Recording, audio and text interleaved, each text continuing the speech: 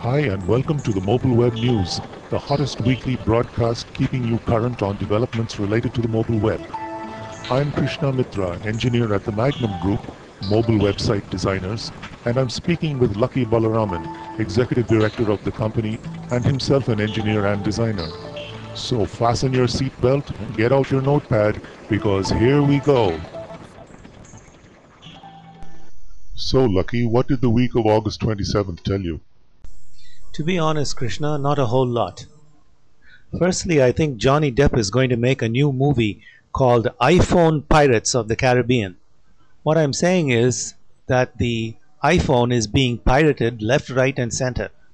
You see, the iPhone hardware is built in such a way that it can only work with the AT&T mobile network.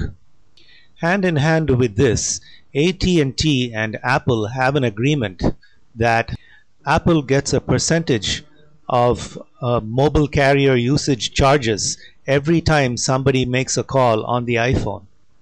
But now techies in China have operated on the iPhone to make it usable on any carrier network. Now it's possible that a lot of people will buy iPhones and not use the AT&T network. That means AT&T is going to lose revenue, and it also means that it may no longer be viable for AT&T to be paying Apple that share of its revenues. Incidentally, that share is 10%. We are keenly watching to see whether the deal between AT&T and Apple stays together or falls apart. Okie dokie, what do we have next? Finland is cold and the Finns probably shiver very often. But now they're shivering even more because their beloved product, the Nokia cell phone, is being threatened. Threatened by a mighty ogre from the West, and that ogre is called the iPhone. The iPhone was released recently in two versions, one with 4 GB and one with 8 GB. Most people seem to be buying the 8 GB. Nokia did not have a product which compared more or less equally with the 8 GB iPhone. Well, now it does. One of Nokia's most sophisticated phones is the N95. Now Nokia is bringing out an upgraded version of the N95 with 8 GB memory.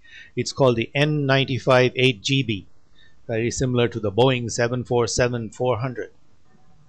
It's consequently had to make a few changes to the N95 design. There are some changes in the keys of the keyboard, and there is a change to the cover of the camera lens.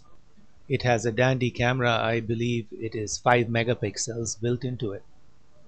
So let's see who wins, the ogres or the Finns.